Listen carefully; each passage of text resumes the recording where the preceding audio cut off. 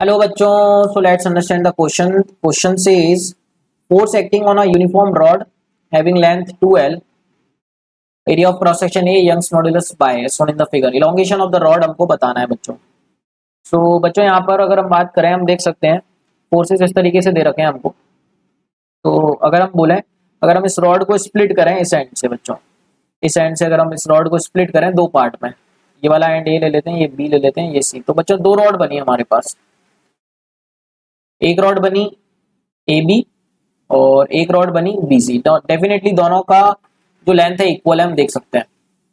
तो बच्चों ए पर हमको फोर्स कितना दे रखा है, एफ तरीके से हम मान लेते हैं एफ. तो बी पे भी मैं लेट से कितना मान लेता हूँ, एफ. ठीक है बच्चों. और सी पर हमको कितना दे रखा है यहाँ पे, 2F. ठीक है बच्चों.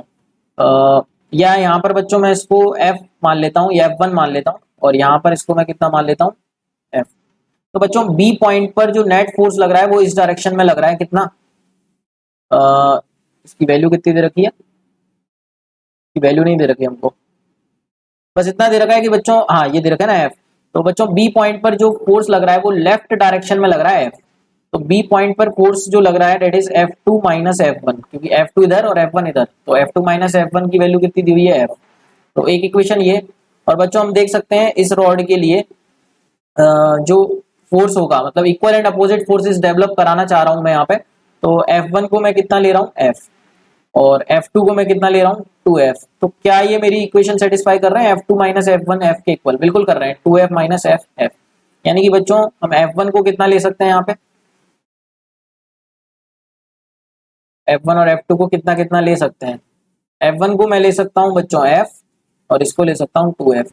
तो हम देख सकते हैं ए पॉइंट पर नेट फोर्स F है, बिल्कुल F है. बी पॉइंट पर नेट फोर्स अगर हम इन दोनों को मिला देंगे तो F आएगा, इस तरफ बिल्कुल आ रहा है. और सी पॉइंट पे 2F. अब इसका फायदा ये हुआ बच्चों, इस पे इक्वल एंड अपोजिट फोर्सेस हम देख सकते हैं F, और इस पे भी इक्वल एंड अपोजिट फोर्सेस दे सकते हैं 2F. तो ये हमारा केस बन गया बच्चों. स्टैंडर्ड केसेस जो होते हैं हमारे, स्टैंडर्ड केसेस क्या होते हैं कि इलोंगेशन इन द वायर हम कैसे निकालते हैं, FL बाय AE के कॉन्सेप्ट से निकालते हैं, है ना बच्चों. तो इलोंगेशन पहली रॉड में मैं कितना बोल सकता हूँ, इलोंगेशन पहली रॉड में delta L in A B कितना बोल सकता हूँ मैं, FL बाय AE. तो ये हो जाएगा FL, लेंथ ए है बच्चों, L है, और यंग्स मॉडुलस और एरिया A. और सिमिलरली बच्चों डेल्टा एल फॉर BC कितना बोल सकते हैं, फोर्स कितना है यहाँ पे बच्चों, 2F. ये याद रखना है, फोर्स F नहीं है इस केस में, 2F है, into length upon A into E. Length तो L ही है बच्चों. तो टोटल इलोंगेशन हम देख सकते हैं दोनों में टेंडेंसी, दोनों की टेंडेंसी बाहर जाने की है बच्चों. तो टोटल इलोंगेशन कितना हो जाएगा, टोटल दोनों को ऐड कर देंगे बच्चों, तो ये आ जाएगा 3FL बाय AE. तो 3FL बाय AE हमारा फोर्थ ऑप्शन में देखने को मिल रहा है बच्चों. यहाँ पे इन्होंने यंग्स मॉडुलस को Y लिया है, हमने E लिया है, बस इतना डिफरेंस है.